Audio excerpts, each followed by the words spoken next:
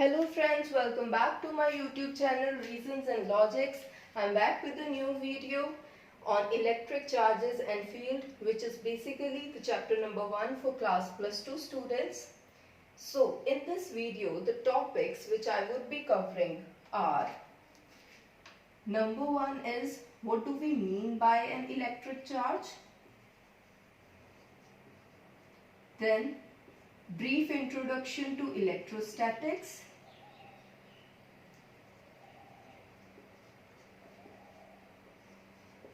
Electrostatics. Number 3, experiment proving that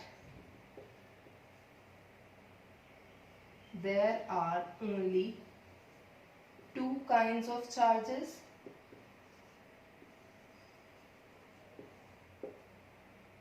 Number 4, what are conductors and insulators?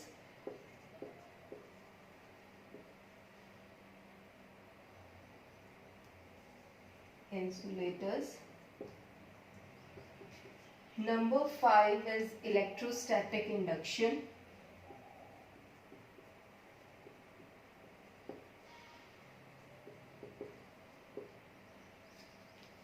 Then we'll study basic properties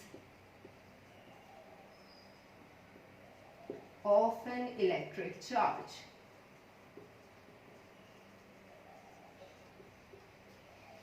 Fine. So without any further delay, let's get started with the very first topic, which is electric charge. Okay. So we are going to start with the definition of electric charge.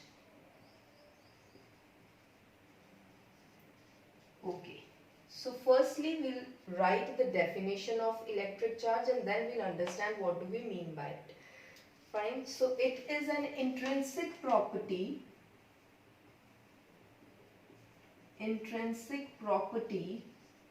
of elementary particles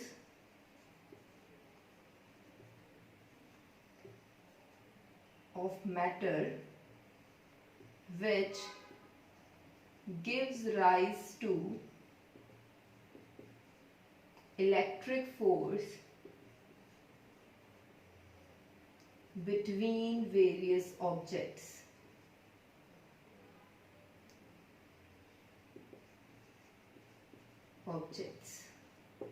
Okay. So, what are these elementary particles? These elementary particles are the particles, for now to understand it, we can say that these are those particles in terms of which we define an atom. See, basically elementary particles are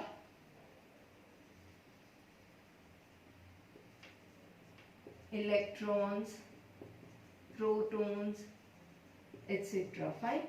So whenever we define an atom, say we talk about helium 2,4.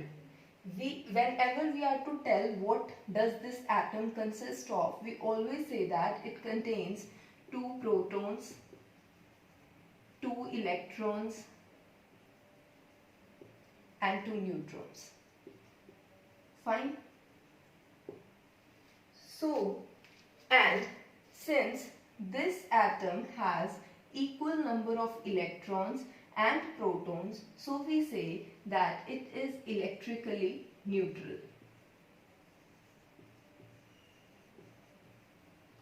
Fine. If number of electrons in any atom are greater than number of protons, we say that that atom is negatively charged.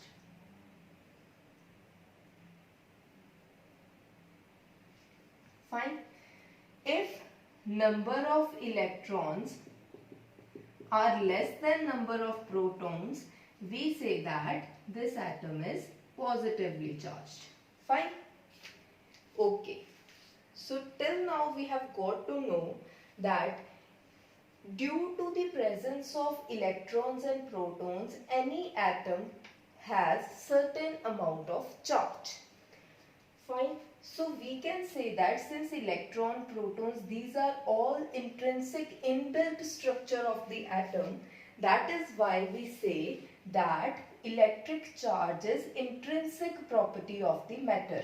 Intrinsic means inbuilt property. Since electrons are there inside the atom and charge is due to electrons and protons, that is why it is called the intrinsic property. Now, then it says that it is the intrinsic property of elementary particles. Now I've explained that elementary particles are electrons, protons, neutrons, etc. in terms of which we have defined our atom. Fine. Next they say that which gives rise to electric force. Okay, so now how electric charge give rise to electric force? See, if a positively charged atom is placed close to a positively charged atom, then say we have placed sodium positive and sodium positive very close to each other. So they will repel each other. Fine. What if they were neutral? Then there would have not been any such sort of repulsion or attraction between these two atoms. Fine. Suppose we have placed, say, one positively charged atom and one negatively charged atom. So they will attract each other. Fine. So we have seen that if two atoms are neutral and they are placed close to each other, then there is no force between those atoms. If two positively charged atoms are placed close to each other, they will repel each other. And if one positively and negatively charged atom is placed close to each other, then they will attract each other. So why are they doing so? Because they are charged in that way. That is what our definition says, that intrinsic property of elementary particles of matter which give rise to electric force is called the electric charge. I hope I have made each and every word of this definition very much clear to all of you. Okay, so let's proceed further. Next we should know about few properties of electric charge. So electric charge is a scalar quantity. It is not a vector quantity, it is a scalar quantity. That means it can be added or subtracted like a scalar. This we'll study afterwards, how the addition or the superposition of electric charges can be done. Next is SI unit of electric charge is coulomb.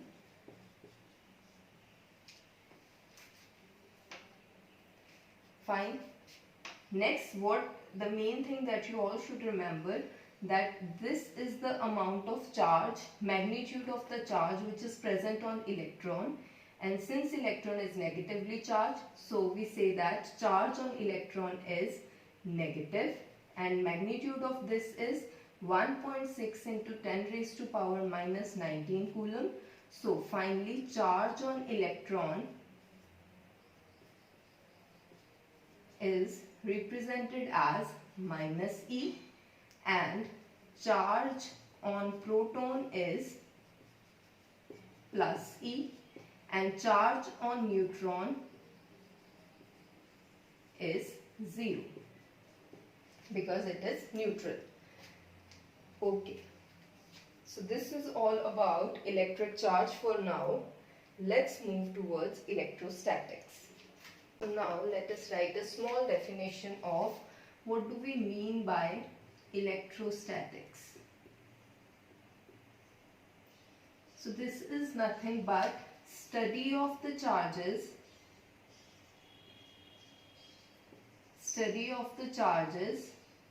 at rest.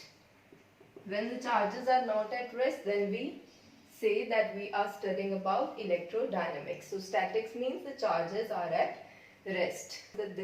So you should know this definition, though we are going to study it afterwards, but you should know this definition. Next we are going to study about one experiment which showed that there are only two types of charges. Fine. Though this experiment is not that important, but its consequences are important. So we'll study one of the many experiments performed. So see what happens in this experiment. In this experiment, we say that we suspend, see, this is the case. Fine. And this is a silk thread and this is a glass rod. So we have suspend a glass rod from a rigid support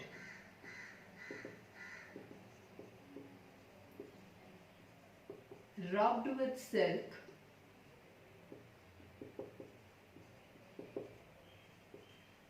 and hanging with the help of silk string.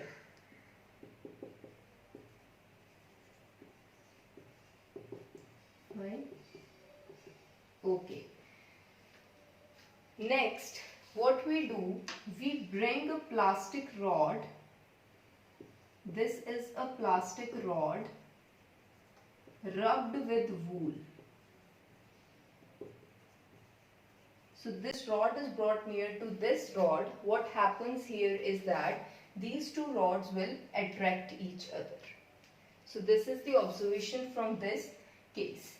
Now see, in case number 2, we suspend this plastic rod with the help of wool string. Fine. So in this case we have, this is a plastic rod which is rubbed with the wool and this is a wool string. Now when we bring the similar kind of rod, which means the plastic rod rubbed with the wool near to this rod, they both will repel each other. Fine. So these were the two cases which were observed in this experiment. So very clearly we can see that there is something which is present on this rod and on this rod which causes them to attract each other, and here they repel each other. So that means they inferred that there was some sort of charges in such a way that polarity of that charges is different in this case and polarity of those charges is same in this case. Fine. What is polarity? Polarity is the property that distinguishes between a positive and a negative charge. So either it had a positive or a negative charge, but this rod for sure was having a charge opposite to this rod. That's why they were attracting each other, and here they were repelling each other. That means they were having some same sort of charge. Similar kind of thing was observed in many experiments. So it was concluded that, let's write the conclusions of this experiment. Number 1 is, there are only 2 types of charges.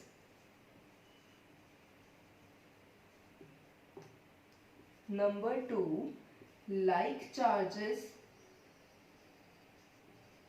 repel and unlike charges attract each other. So it was not that firstly these conclusions were drawn and then experiment was performed. No.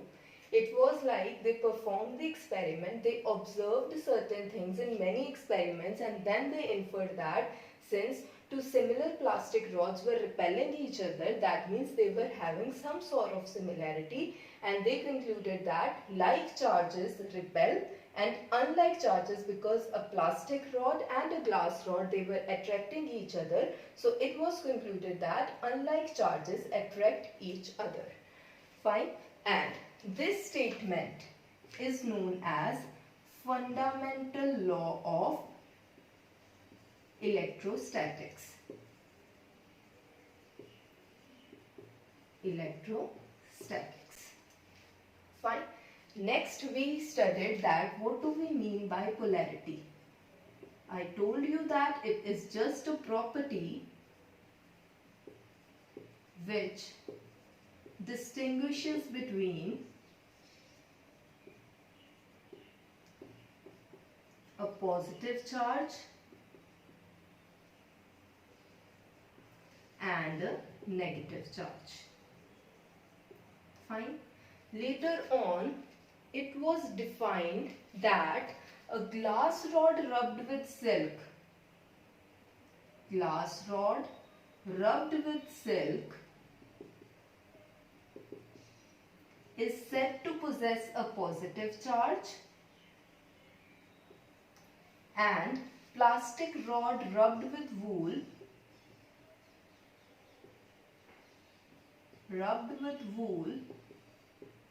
is said to possess a negative charge. So it was just defined. There is not like that they observe something or not. So it is a sort of nomenclature that they use, that glass rod rubbed with silk possess the positive charge and plastic rod rubbed with wool had a negative charge.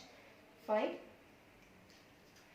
Okay. So next we are going to study about what are conductors and insulators. So conductors and insulators we'll understand by drawing the difference between the two. Okay, so let's start. Okay, so here we have conductors, say, and here we have insulators. See, the first point of the difference is their definition only. So conductors are the substances through which electric charges easily flow. Example, metals, human body, etc. Fine. So the substances through which electric charges easily flow are called the conductors, and the substances through which electric charges cannot flow easily are called insulators.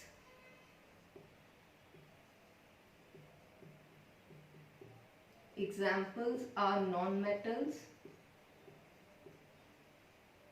like wood, nylon, etc. Fine. So now, what is the thing which makes the path easy for electric charges in case of conductors, and that path is not so easy for the charges in case of insulators? This is very simple, because conductors have large number of free electrons. Fine. What do we mean by free electrons? It means that the electrons which are present in the outermost shell of an atom, those electrons are loosely bound. So if they are loosely bound with a very small amount of energy, those electrons become free, and when they become free, they can easily pass through the conductors. That is why we say that substances through which electric charges easily flow are called conductors. Fine. But in this case, in case of insulators, electrons are not free. Like large number of electrons are not free. Fine. That means the electrons which are present in the outermost shell, they are tightly bound to the nucleus.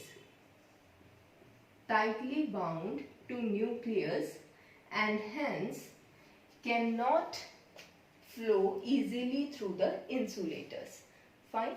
So this is the first difference, or you can very easily make 2 points, with one for examples and one for the definition. And next very important difference between conductors and insulators is that whenever charge is provided to the conductors, or we say that whenever charge is transferred to the conductors, that charge immediately spreads over the entire surface.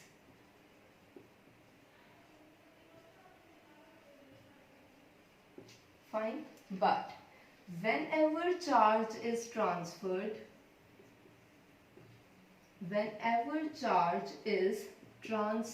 to an insulator,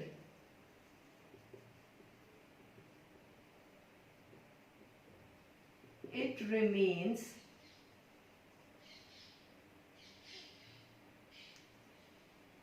at same place.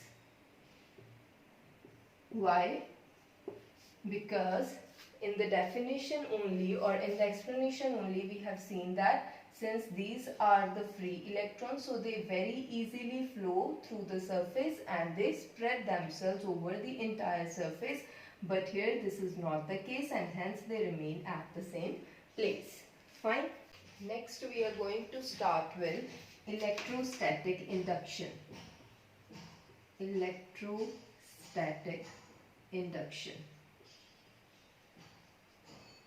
To understand this, before writing the definition, let us do an experiment with the help of which we will understand what electrostatic induction is in a better way. So, what you have to do is, you have to place a conducting rod.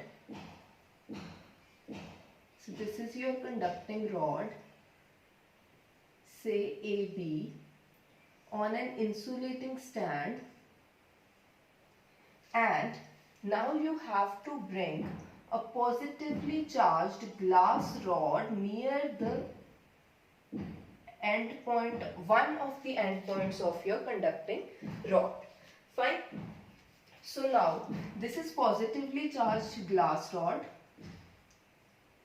and this is your conducting rod. What happens now is, when you bring this positively charged glass rod near this conducting rod, this positive charge will attract the negative charge, that is electrons, towards itself. So what will happen is, negative charge will get accommodated here. So this end will have excess number of electrons, or we say excessive negative charge. Fine. And due to this accommodation, at the other end of the rod, we'll have excess of the positive charge. Fine.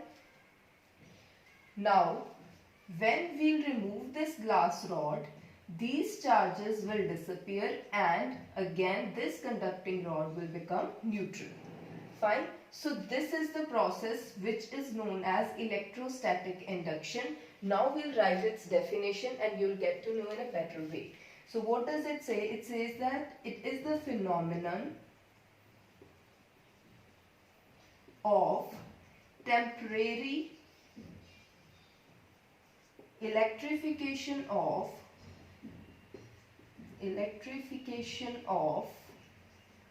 conductor in which opposite charges appear at its closer end and similar charges appear at farther end in the presence of charged body. Fine. So this is what we have done here. So this is the phenomena of temporary electrification of the body or of the conductor, in which opposite charge appears at the near end and similar charge appears at the farther end in the presence of nearby charged body. Why temporary? Because once we'll remove this glass rod, it will again become neutral as the charge will redistribute itself. Fine. Now, next we are going to study how we can charge two metallic spheres with the help of electrostatic induction, and then how we can charge one single sphere with the same method. So let's start with that. Now see, these are the 5 cases with the help of which we can understand how we can charge two spheres with electrostatic induction.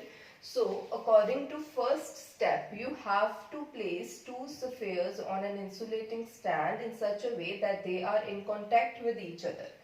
Fine. Here nothing will happen. Now in the second case, you have to bring positively charged glass rod near these two spheres. So now these two spheres will act like a single body, and due to which this end will get negatively charged, because this positively charged glass rod will attract the electrons towards itself, and this end will become positively charged. Fine. But not all the electrons of the spheres collect on the left face, because as the negative charge starts to build on the left face of the sphere, it starts repelling the new incoming electrons. So ultimately an equilibrium is built, and this is the negative charge, that is here this portion will be neutral, and here we will get the positive charge, because other positive charge coming here towards this face will get repelled by this positive charge, and excessive negative charge will get repelled by this already collected negative charge. So ultimately an equilibrium is built in this case. Fine. Now next, you have to keep your glass rod as such, and you have to separate these two spheres by a very small distance. This distance is not large enough to get this sphere out of the force of attraction or repulsion, whatever it is facing with respect to this sphere or this rod. This is not that much large distance. So rest of the things remain same. This remains negatively charged, this remains positively charged, and here we have the glass rod. We have just separated them with this very small distance. Now remove this glass rod, then this will happen. Now see what happens. This sphere has excess of negative charge, and this sphere has excess of positive charge. So when we remove this glass rod, the charge will get redistributed on this sphere as well as on this sphere. So what happens is that since this sphere has excess of negative charge and this sphere has excess of positive charge, so when the charge gets redistributed, these both spheres attract each other, and negative charge on this sphere and positive charge on this sphere face each other. That is, now without the glass sphere, they are somehow inducing the charge on each other. Fine. Now next we separate them with the larger distance, and this distance is large enough that these two spheres get rid of the force of attraction they were facing here. So now what will happen, since none of the spheres is facing any sort of attraction or repulsion, the only charge present or the excessive charge present on this sphere, that is the negative charge, will redistribute itself on the entire surface, and similarly the positive charge here will redistribute itself on the entire surface, and ultimately we will get a negatively charged sphere and a positively charged sphere. So this is how, with the help of electrostatic induction, we can charge two metallic spheres. Fine. Next we are going to study how we can create a single sphere. These were two spheres. So we somehow separated them and they induced the charge on each other and they both got some charge. But what if we don't have two spheres? We only have one sphere and we have to charge that metallic sphere either positively or negatively. Let's see that. Now suppose we have to create a positively charged sphere. So see what we have to do. Firstly, we'll place a normal conductor on the insulating stand and we'll bring a plastic rod near this conducting sphere. Plastic rod negatively charged. Fine. So now due to this will cause electrostatic induction on this sphere and positive charge will get accommodated here and negative charge on the other end. Now next what we do is we ground this part of the sphere. What will happen with this ground? All the negative charge collected here will get earthed. Fine. And positive charge will remain as such. Next we remove the ground and rest of the situation is same. So we don't have any charge on this end and we have positive charge on this end because this glass rod is still attracting the positive charge. Now we remove this plastic rod. We will be left only with the positive charge and this positive charge will redistribute itself and will get positively charged sphere. Similarly, if we want a negatively charged sphere, here we'll use glass rod and then the positive charge will get earthed and ultimately we'll get negatively charged sphere. So in this way, with the help of electrostatic induction, we can electrify our conductor in a way we want. Okay. Next we have to study basic properties of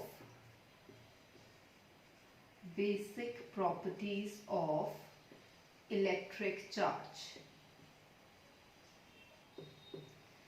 So we have three basic properties of electric charge that we have to study. First one is additive nature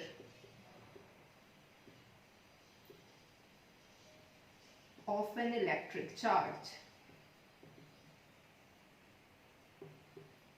Number two is quantization of charge.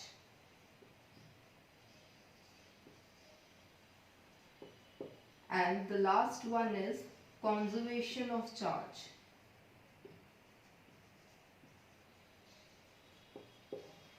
Okay, so let's start with the first property, which is additive nature of an electric charge. So as we have studied that electric charge is a scalar quantity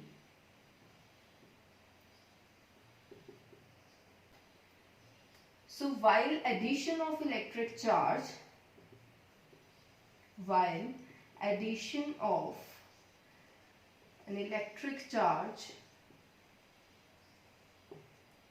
we follow simple algebraic rules. Fine. So that means if we want to write it in the form of statement, we can write it as additivity of an electric charge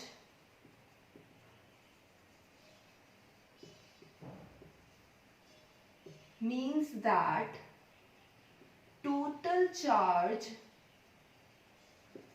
of the system is an algebraic sum of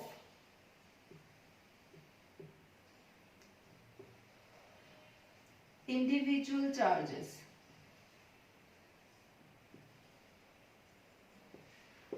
See, for example, we have 2 coulomb charge, minus 3 coulomb charge, 5 coulomb charge and 10 coulomb charge present in any system, and we have to find the total charge of the system. So let the total charge be capital Q. It will be equal to, simply it will be equal to 2 coulomb plus minus 3 coulomb plus 5 coulomb plus 10 coulomb. That is nothing but simply 14 coulomb. So 14 coulomb is the charge of the system. So generally we can write, if in a system we have charges say Q1, Q2, Q3 up to so on to Qn, then total charge of the system will be Q1 plus Q2 plus Q3 up to so on plus Qn. This is what the additivity of an electric charge is. Okay, so let's move towards our second property. So the second one is quantization of an electric charge. To study this, first of all, we should understand what do we mean by quantization in general. Fine. So by quantization, we simply mean the physical quantity which we have to quantize. That physical quantity cannot have any value, cannot have any continuous value, cannot have any continuous value,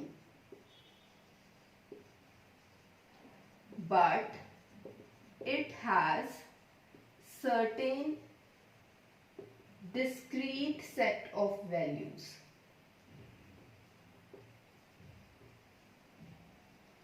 See how? If we talk about any building and we say it has 5 floors. Fine. That means it has a ground floor, first floor, second, third and fourth. These are all the 5 floors. But this building cannot have a floor naming 1.5 floor or 2.5 floor or 2.4 floor. So these are those continuous values which a physical quantity cannot take, but it can take certain set of discrete values. This is what quantization is. Now, what do we mean by quantization of an electric charge? It also means that any quantity which has a charge, that charge is an integral multiple of certain minimum charge, and that minimum charge is the charge of an electron.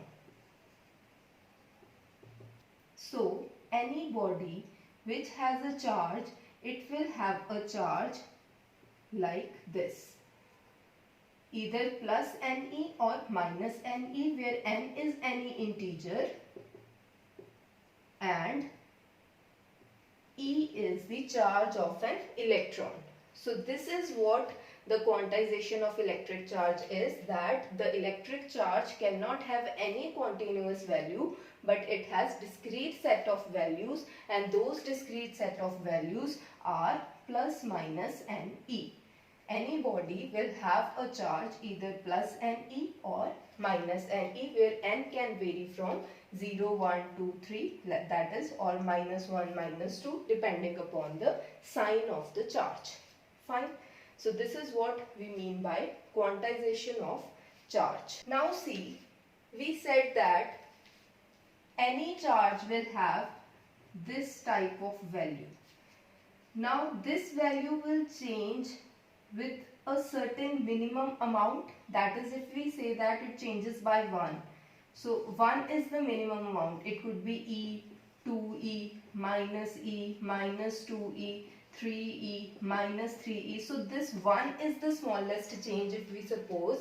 Then this 1 is known as quantum. So the minimum amount by which the quantity changes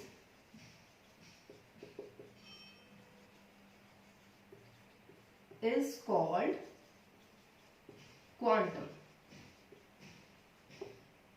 Fine. So this was all about quantization of an electric charge. Next we are going to study about conservation of charge.